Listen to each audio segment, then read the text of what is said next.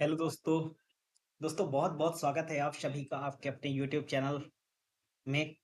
दोस्तों आज के इस वीडियो के अंदर हम डिस्कस करने वाले हैं क्लास 10th का चैप्टर नंबर 2 और ये केमिस्ट्री का चैप्टर नंबर 2 है जिसका नाम है दोस्तों एसिड बेस एंड साल्ट। मैं आपको बता देने वाला हूं दोस्तों कि एसिड बेस और साल्ट केमिस्ट्री का एक फाउंडेशन चैप्टर है। आप इस बात को ध्यान रखिएगा कि एसिड बेस और साल्ट ये दोस्तों एक फाउंडेशन चैप्टर है और ये चैप्टर दोस्तों आपकी नींव तैयार करेगा। दोस्तों फर्स्ट चैप्टर मैंने ऑफलाइन बैच के अंदर ही पढ़ा दिया है आपको साइंस का। आज हम सेकंड चैप्टर केमिस्ट्री की बात आपके साथ करने वाले हैं। दोस्तों हमारी केमिस्ट्री जो है वो स्टार्ट है और फर्स्ट चैप्टर हमने ऑलरेडी डन कर दिया है। ठीक है, केमिकल रिएक्शन वाला चैप्टर। आज हम सेकंड चैप्टर की बात आपके साथ लगाने वाले हैं। ठीक है, तो दोस्तों बहुत ध्यान से इस चैप्टर को पढ़िएगा। थोड़ा सा लंबा वीडियो होगा लेकिन एक एक पॉइंट आप अपनी कॉपी में नोट करते चलिएगा। दोस्तों जब भी हम एसिड बेस और साल्ट की बात करते हैं तो मैं आपको बताऊंगा दोस्तों एसिड बेस और साल्ट क्या होता है। लेकिन फिलहाल के लिए आप इस चैप्टर का पहले आप बेसिक जानिए। इस चैप्टर की शुरुआत दोस्तों जो हम करने वाले हैं वो इस चैप्टर की शुरुआत दोस्तों हम करने वाले हैं दोस्तों विद्युत अपघटन से। तो सबसे पहले आप डेफिनेशन लिखिएगा दोस्तों विद्युत अपघट्य की। ठीक है, इस चैप्टर की हम शुरुआत करने वाले हैं दोस्तों विद्युत अपघट्य से, यानी कि हम इसको कहते हैं दोस्तों इंग्लिश में इलेक्ट्रोलाइट्स। ठीक है, इसको हम कहते हैं दोस्तों इलेक्ट्रोलाइट्स। तो इलेक्ट्रोलाइट्स से हम इस चैप्टर की शुरुआत करने वाले हैं। दोस्तों जब भी हम विद्युत अपघट्य की बात करते हैं तो सबसे पहले आप जानिए दोस्तों कि विद्युत अपघट्य होता क्या है। जब भी हम विद्युत अपघट्य की बात करते हैं तो विद्युत अपघट्य को समझना आपके लिए बहुत इंपॉर्टेंट है दोस्तों कि विद्युत अपघट्य क्या होता है। विद्युत अपघट्य ऐसे रासायनिक पदार्थ होते हैं दोस्तों जो जल में घुलकर आयनों में टूट जाएं, यानी ऐसे रासायनिक पदार्थ। इसकी डेफिनेशन लिखिएगा दोस्तों, ऐसे रासायनिक पदार्थ यानी विद्युत अपघट्य ऐसे रासायनिक पदार्थ। ठीक है, एक एक चीज को नोट करते चलेगा। ऐसे रासायनिक पदार्थ जो जल में घुलकर, ऐसे रासायनिक पदार्थ जो जल में घुलकर आयनों में टूट जाते हैं, ऐसे रासायनिक पदार्थ जो जल में घुलकर आयनों में टूट जाते हैं उन्हें दोस्तों हम विद्युत अपघट्य कहते हैं। ठीक है, कई बुक्स में ये डेफिनेशन जो है वो लिखी होती है और ऐसे भी कॉमन डेफिनेशन है कि विद्युत अपघट्य इलेक्ट्रोलाइट्स क्या है, ऐसे रासायनिक पदार्थ। यानी विद्युत अपघट्य ऐसे रासायनिक पदार्थ होते हैं जो जल में घुलते हैं और फिर आयनों में टूट जाते हैं, उन्हें विद्युत अपघट्य कहते हैं। या दोस्तों कई सारी किताबें और अथवा में एक परिभाषा और लिखती हैं जिसको आप जान सकते हैं कि जिस रासायनिक पदार्थ का, यानी आप लिख सकते हैं जो दोस्तों कि जिस रासायनिक पदार्थ का, मैं बोलते भी जा रहा हूँ, यदि आपको कहीं पर विजिबिलिटी नहीं है तो आप मैं जो बोल रहा हूँ उसे लिख लीजिएगा। जिस रासायनिक पदार्थ का, जिस रासायनिक पदार्थ का दोस्तों जली विलयन, जिस रासायनिक पदार्थ का जली विलयन, यानी जिस रासायनिक पदार्थ का जली विलयन दोस्तों विद्युत का जिस रासायनिक पदार्थ का जली विलयन विद्युत का सुचालक होता है, जिस रासायनिक पदार्थ का जली विलयन विद्युत का सुचालक होता है उसे भी दोस्तों क्या कहते हैं, उसे भी विद्युत अपघट्य कहा जाता है। यानी जिस रासायनिक पदार्थ का जली विलयन विद्युत का सुचालक होता है, जिस रासायनिक पदार्थ का जली विलयन विद्युत का सुचालक होता है उसे भी क्या कहते हैं दोस्तों, उसे भी विद्युत अपघट्य कहते हैं। चलिए दोस्तों मैं आपको एग्जाम्पल देना चाहूंगा। जैसे कि मान लीजिए मेरे सामने विद्युत अपघट्य का एक उदाहरण है, इसको गौर से देखिएगा। मेरे सामने विद्युत अपघट्य का एक उदाहरण है NaCl। दोस्तों NaCl को आपको पता है कि NaCl को हम क्या कहते हैं, सोडियम क्लोराइड कहते हैं। ठीक है, NaCl को हम दोस्तों कहते हैं क्या, सोडियम क्लोराइड। जब भी हम NaCl की बात करते हैं और NaCl को जब भी हम आयनों में तोड़ते हैं दोस्तों, तो NaCl को जब भी हम आयनों में तोड़ते हैं तो ये हमेशा टूट जाता है यानी प्लस आयन में और Cl माइनस आयन में। ठीक है, NaCl को जब भी हम दोस्तों तोड़ते हैं आयनों में तो ये टूटता है यानी प्लस में और Cl माइनस में। ठीक है, इसका मतलब ये हुआ कि इस यानी को क्या होता है दोस्तों, सोडियम। इस सोडियम परमाणु पर, इसका मतलब ये हुआ कि इस सोडियम परमाणु पर दोस्तों, इस सोडियम परमाणु पर, इस चीज को लिख लीजिएगा, इस सोडियम परमाणु पर एक क्या है, धन आवेश। और ठीक इसी प्रकार दोस्तों इस क्लोरीन परमाणु पर भी, इस क्लोरीन परमाणु पर एक क्या है, ऋण आवेश। इस क्लोरीन परमाणु पर एक ऋण आवेश है और इस सोडियम परमाणु पर एक धन आवेश है। NaCl हमेशा दोस्तों टूटता है आयनों में, यानी प्लस में और Cl माइनस में। इसका मतलब ये हुआ कि सोडियम के परमाणु पर एक धन आवेश होता है और क्लोरीन के परमाणु पर एक ऋण आवेश होता है। दोस्तों यहाँ पर एक चीज जानना बहुत इंपॉर्टेंट है। मैंने पहले ही लाइन में कहा कि जो रासायनिक पदार्थ जल में घुलकर आयनों में टूट जाते हैं उन्हें क्या कहते हैं, विद्युत अपघट्ट। लेकिन यहाँ पर दोस्तों आपको ये जानना बहुत आवश्यक है कि आयन असल में है क्या। दोस्तों जैसे मैंने यहाँ पर लिखा कि देखो जैसे ये सोडियम है तो सोडियम पर क्या है, प्लस। इसका मतलब ये है कि सोडियम पर एक प्लस आवेश है। और क्लोरीन में क्या है दोस्तों, क्लोरीन में माइनस है। इसका मतलब ये है कि क्लोरीन पर कौन सा चार्ज है, इसका मतलब ये है कि क्लोरीन पर निगेटिव चार्ज है। इसका मतलब ये है कि क्लोरीन पर निगेटिव चार्ज है। बस यही क्या है, आयन। जब भी दोस्तों आयन की बात करते हैं, आयन के डेफिनेशन की बात करते हैं, तो जब लिख सकते हैं, लिखें आप, जब किसी परमाणु पर, जब किसी परमाणु पर, जब किसी परमाणु पर आवेश आ जाता है, जब किसी परमाणु पर आवेश आ जाता है तो उसे हम क्या कहते हैं, उसे हम आयन कहते हैं। ठीक है, जब किसी परमाणु पर आवेश आ जाता है तो उसे हम क्या कहते हैं, आयन कहते हैं। जब किसी परमाणु पर आवेश आ जाता है तो उसे ही हम क्या कहते हैं, उसे ही हम आयन कहते हैं। या ऐसे, या फिर आप लिख सकते हैं कि जिस किसी परमाणु पर, या जब किसी परमाणु पर आवेश आ जाता है तो उस आवेशित परमाणु को, तो उस आवेशित परमाणु को, उस आवेशित परमाणु को हम क्या कहते हैं, आयन कहते हैं। उस आवेशित परमाणु को हम क्या कहते हैं, आयन। यानी जब किसी परमाणु पर आवेश आ जाता है तो जो आवेशित परमाणु होता है उसी आवेशित परमाणु को हम क्या कहते हैं, उसी आवेशित परमाणु को दोस्तों हम आयन कहते हैं। तो होप करता हूँ कि आप आयन, आपने समझा होगा कि आयन क्या होता है। ठीक है, आयन आपने लिख लिया होगा, आयन में आपको किसी प्रकार की कोई दिक्कत नहीं आई होगी। ठीक है, आयन आपने लिख लिया होगा, आयन में कोई दिक्कत आपको नहीं आई होगी। ठीक है, इसके अलावा दोस्तों किसी परमाणु पर जितने धन आवेशित प्रोटॉन होते हैं उतने ही ऋण आवेशित इलेक्ट्रॉन होते हैं। चलिए आगे समझते हैं। किसी परमाणु पर, चलिए नोट कीजिए, यानी किसी परमाणु पर, लिखिए बात, किसी परमाणु पर, किसी परमाणु पर जितने, किसी परमाणु पर जितने धन आवेशित प्रोटॉन, किसी परमाणु पर जितने धन आवेशित प्रोटॉन होते हैं, जितने धन आवेशित प्रोटॉन होते हैं उतने ही, उतने ही, उतनी ही संख्या में ऋण आवेशित क्या होते हैं, उतने ही संख्या में ऋण आवेशित इलेक्ट्रॉन होते हैं। इसका मतलब ये होता है, इसका मतलब ये होता है, एक सीधी लाइन में लिखिए HSKC हिमांशु सर का कैप्सूल। इसका मतलब ये होता है कि परमाणु जो है, अगर इसमें जितने धन आवेशित प्रोटॉन है उतने ही ऋण आवेशित इलेक्ट्रॉन है। इसका मतलब ये हुआ कि परमाणु जो है वो एक उदासीन होता है, परमाणु उदासीन होता है, यानी परमाणु उदासीन होता है। दोस्तों मैं आपको बता देना चाहता हूँ कि ये एक परमाणु है, इस, मान लीजिए सपोज करते हैं ये एक परमाणु है और इस परमाणु के अंदर, चलिए गौर से सुनिएगा, ये एक, अच्छे से इसको बना देता हूँ दोस्तों, ये एक परमाणु है। इस परमाणु के अंदर ये क्या है, ये इस परमाणु के अंदर इसका नाभिक है। नाभिक के अंदर आपको पता होता है कि नाभिक के अंदर प्रोटॉन और न्यूट्रॉन होते हैं। जब भी, और नाभिक के बाहरी कक्षाओं में इलेक्ट्रॉन क्या कर रहे होते हैं, नाभिक के बाहरी कक्षाओं में इलेक्ट्रॉन जो है वो बेसिकली चक्कर लगा रहे होते हैं। ठीक है, जब भी हम इस नाभिक की बात करते हैं तो बहुत बार कंपटीशन एग्जाम में और 10th में ही प्रश्न आता है कि नाभिक की खोज किसने की। तो मैं आपकी जानकारी के लिए दोस्तों यहाँ पर बताता हूँ कि नाभिक की खोज जो की थी वो रदरफोर्ड ने की थी। रदरफोर्ड ने नाभिक की खोज की थी। लेकिन इससे भी इम्पोर्टेंट, इससे भी इम्पोर्टेंट प्रश्न दोस्तों ये है कि नाभिक के अंदर, नाभिक के अंदर जो प्रोटॉन होता है, इस प्रोटॉन की खोज किसने की थी। तो इस प्रोटॉन की खोज की थी दोस्तों वैज्ञानिक गोल्डस्टीन ने। गोल्डस्टीन ने प्रोटॉन की खोज की थी और प्रोटॉन पर हमेशा पॉजिटिव आवेश होता है। गोल्डस्टीन वो वैज्ञानिक थे दोस्तों, गोल्डस्टीन ही वो वैज्ञानिक थे जिन्होंने क्या की, जिन्होंने प्रोटॉन की डिस्कवरी की। तो इस बात को लिख लीजिएगा, गोल्डस्टीन ऐसे वैज्ञानिक थे जिन्होंने प्रोटॉन की क्या की, खोज की। तो मैं इस चीज़ को ठीक से लिख देता हूँ कि गोल्डस्टीन, गोल्डस्टीन ने किसकी डिस्कवरी की थी, प्रोटॉन की। कई किताबें रदरफोर्ड बताती हैं, लेकिन मैं आपको बता रहा हूँ कि गोल्डस्टीन ने की थी, ठीक है। इसके अलावा दोस्तों यहीं पर आता है इलेक्ट्रॉन, न्यूट्रॉन। न्यूट्रॉन की खोज किसने की थी? न्यूट्रॉन की खोज की थी चैडविक ने, और चैडविक ने 1932 के अंदर दोस्तों न्यूट्रॉन की खोज की थी। आपको पता है कि न्यूट्रॉन जो है ये एक न्यूट्रल आयन होता है, इस पर कोई भी आवेश नहीं होता, ये एक न्यूट्रल होता है, इस पर कोई भी आवेश नहीं होता।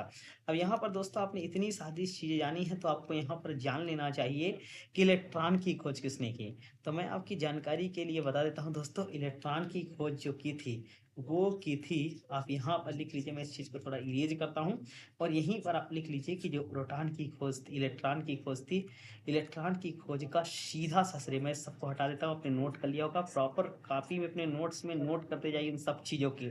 इलेक्ट्रॉन की जब भी हम बात करते हैं तो इलेक्ट्रॉन की खोज दोस्तों की थी जे थॉम्सन ने, ठीक है। अभी मैं जस्ट इसको लिखने वाला हूँ कि इलेक्ट्रॉन की खोज जो थी वो इलेक्ट्रॉन की खोज की थी जे थॉम्सन ने, ठीक है। जे थॉम्सन ने किसकी खोज की? जे थॉम्सन ने।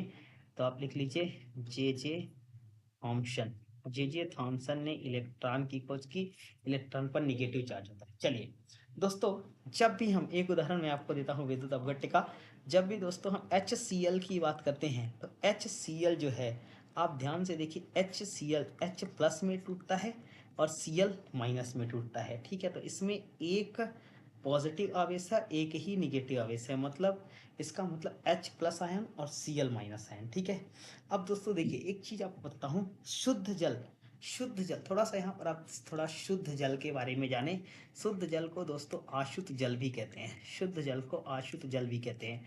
शुद्ध जल की जब भी हम बात करते हैं तो शुद्ध जल ऐसा जल होता है जिसमें H2O के अलावा कुछ भी ना हो, उसे शुद्ध जल कहते हैं। जहाँ पर H2O के अलावा कुछ भी ना हो उसे शुद्ध जल कहते हैं। लेकिन दोस्तों जो जल H2, जहाँ पर H2O के अलावा कुछ ना हो उसे कौन सा जल कहते हैं? उसे शुद्ध जल कहते हैं। लेकिन यहाँ पर एक बात आप और जान सकते हैं, शुद्ध जल के अलावा दोस्तों एक जल आता है मिनरल वाटर। आपने बाजार के अंदर जो पानी यूज़ किया होगा, बिस्लरी का जो भी पानी, उस पानी को दोस्तों हम क्या कहते हैं? उस पानी को हम मिनरल वाटर। ये सारी चीज़ें तो आपने नोट कर ही लिया होगा। तो इन चीज़ों को मैं दोस्तों हटाता हूँ, फिर इस चैप्टर की बात को आगे बढ़ाता हूँ, ठीक है। इन सारी चीज़ों को मैं हटाता हूँ, फिर इस चैप्टर की बात को आगे बढ़ाता हूँ। आप पॉइंट टू पॉइंट इस चीज़ को नोट करते चलिएगा। बहुत अच्छा चैप्टर है, बहुत कुछ सीखने के लिए इस चैप्टर में। और वीडियो बड़ा होगा, लेकिन इसमें 4-6 लेक्चर आएंगे, और 4-6 लेक्चर के अंदर मैं हर एक चीज़ आपको दोस्तों कवर करा देने वाला हूँ। 4-6 लेक्चर के अंदर मैं कोशिश करूँगा कि ये चैप्टर कंप्लीट हो जाए, और इस चैप्टर में ऐसा कोई भी कॉन्सेप्ट ना रहे जो कि बच ही जाए, ठीक है। चलिए दोस्तों, हम बाज़ार में जो पानी यूज़ करते हैं, बाज़ार का जो पानी यूज़ करते हैं, आपने कई बार बिसलेरी पी होगी, अलग अलग टाइप के ब्रांड आते हैं पानी के, ठीक है। तो इसके अलावा दोस्तों बाज़ार में जो पानी है वो शुद्ध जल नहीं होता, वो मिनरल वाटर होता है। इसमें बहुत सारे खनिज लवण मिले होते हैं। इन वाटर को दोस्तों हम कैसा वाटर कहते हैं? मिनरल वाटर कहते हैं। चलिए, तो आपने, उम्मीद करता हूँ दोस्तों कि आपने विद्युत अपघट्य का पूरा कॉन्सेप्ट समझा होगा। अब विद्युत अपघट्य के अलावा दोस्तों अब हम बात करेंगे वैद्युत अपघटन की। चलिए अपनी कॉपी में हेडिंग बना लीजिए दोस्तों। अब हम बात करेंगे दोस्तों किसकी? वैद्युत अपघटन की। वैद्युत अपघटन की बात करेंगे, यानी कि इलेक्ट्रोलिसिस की बात करेंगे हम, वैद्युत अपघटन की बात करेंगे। दोस्तों जब भी हम वैद्युत अपघटन की बात करते हैं तो इसके लिए मैं आपको एक छोटा सा उदाहरण देता हूँ। दोस्तों हमने लिया NaCl, NaCl लिया, और NaCl को हमने इसके अणुओं में, इसको आयनों में तोड़ दिया, Na प्लस और Cl माइनस। मान लीजिए इस पूरी की पूरी अभिक्रिया को हमने एक बर्तन में संपन्न कराई। इस पूरी की पूरी अभिक्रिया को हमने एक बर्तन में संपन्न कराई, और इस अभिक्रिया में हमने देखा कि एक धातु की, इस अभिक्रिया में हमने देखा कि एक धातु के क्षण हमने इसके एक तरफ लगा दी, और दूसरी धातु की छड़ हमने इसके एक तरफ लगा दी, ठीक है दोस्तों। देखिए ध्यान से, एक धातु की छड़ हमने इसके एक तरफ लगा दी, और दूसरी धातु की छड़ हमने इसके एक तरफ लगा दी। चलिए, तो मैं इसको हटा के थोड़ा सा धातु की छड़ आपको लगा के बेसिकली दिखाता हूँ कि धातु की छड़ किस प्रकार से लगाई जाती है, ठीक है।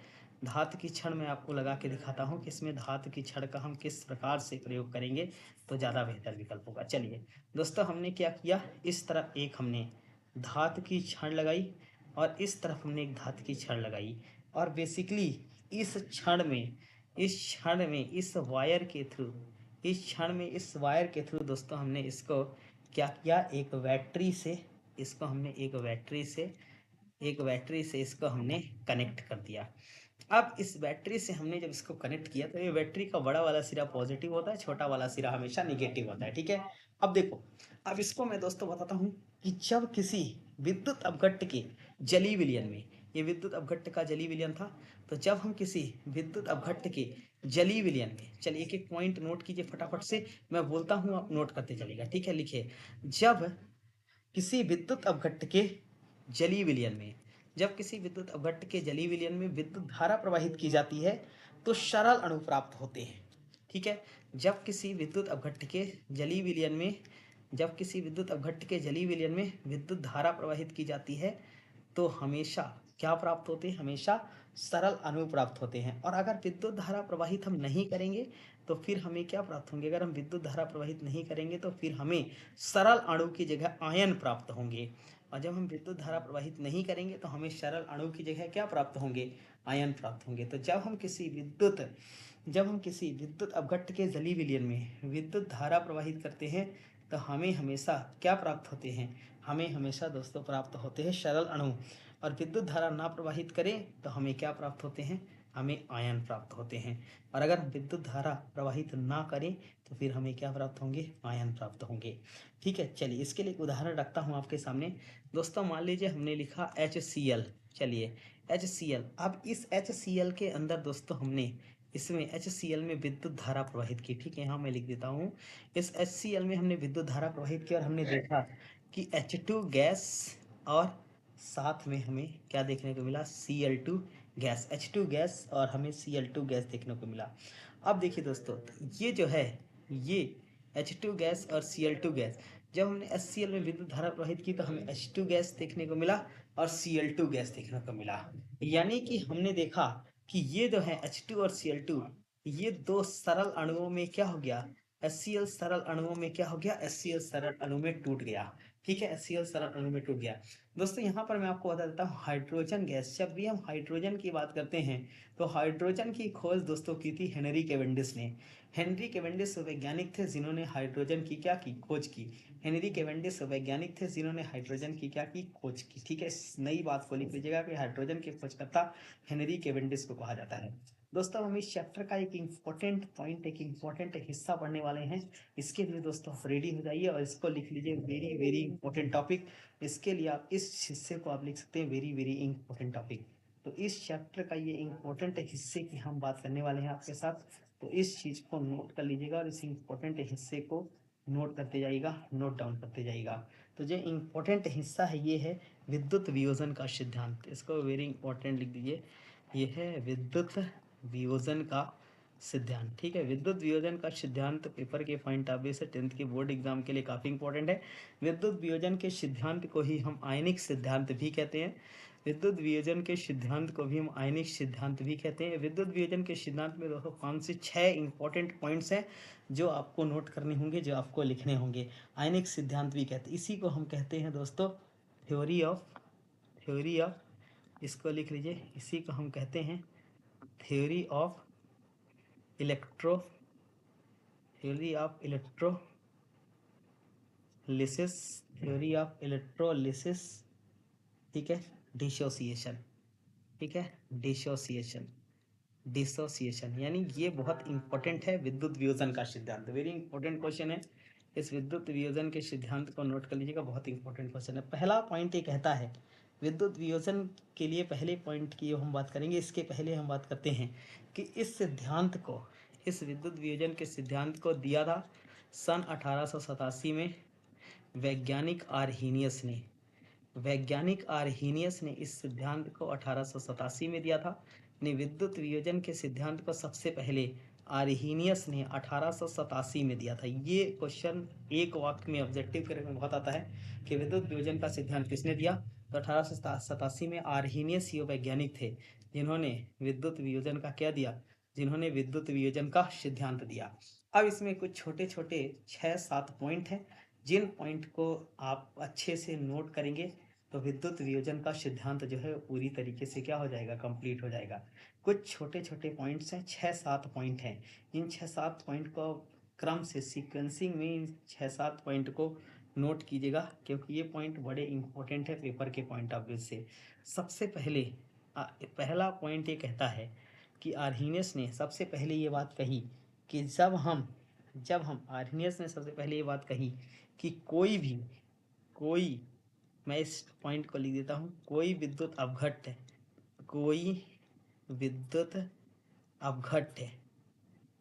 जल में कोई विद्युत अपघट्य जल में घुलकर बेसिकली दो प्रकार के आवेशित दो प्रकार के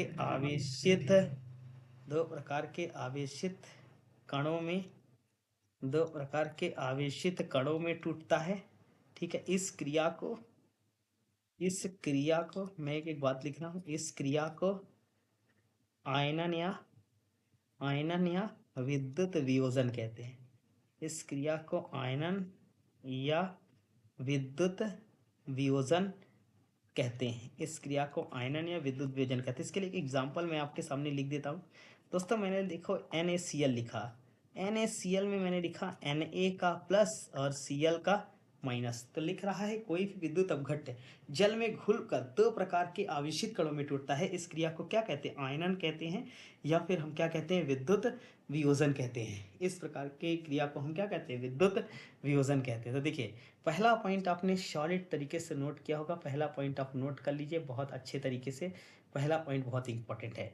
चलिए सेकंड पॉइंट लिखिए। यहाँ पर मैंने आपको एग्जांपल भी पहले पॉइंट का दिखा दिया। देखो, जब कोई विद्युत अपघट जल में घुलकर दो प्रकार के आवेशित कणों में टूटता है, तो पहला आवेशित कण क्या है? Na+ और दूसरा आवेशित कण क्या है? Cl-। चलिए दूसरा एग्जांपल देखिए। इन अभी आपको स्टार्टिंग में ही बताया कि इन आवेशित कणों को क्या कहते हैं? लिख लीजिए, इन आवेशित कणों को हम क्या कहते हैं? आयन कहते हैं। इन आवेशित कणों को हम क्या कहते हैं भाई? आयन कहते हैं। अब आयन भी बेसिकली दो प्रकार के होते हैं। पहला आयन कौन सा होता है? धन आयन। दूसरा आयन कौन सा होता है? दूसरा आयन होता है ऋण आयन। आयन भी बेसिकली दो प्रकार के होते हैं, धन आयन और ऋण आयन। ये इसका दूसरा पॉइंट है। अब देखिए दोस्तों, इसमें विद्युत वियोजन के सिद्धांत में आर्हीनियस ने तीसरी बात कही, जो बहुत इंपॉर्टेंट बात भी है और ये पेपर के पॉइंट ऑफ व्यू से काफ़ी महत्वपूर्ण बात भी है और ये आपको जानना भी चाहिए कि आर्हीनियस ने जो तीसरी बात कही विद्युत वियोजन के सिद्धांत के अंदर, वो उस पॉइंट को आपको नोट करना है। वैसे तो आपको सारे ही पॉइंट्स नोट करना है, लेकिन इस पॉइंट को भी आपको नोट करना है। चौथी बात जो आर्हीनियस ने कही, चौथी बात उन्होंने बताई, सॉरी माफ कीजिएगा, तीसरी बात उन्होंने बताई कि विद्युत अपघट्य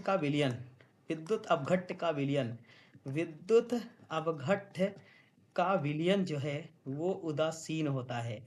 विद्युत अपघट्य का विलयन क्या होता है दोस्तों?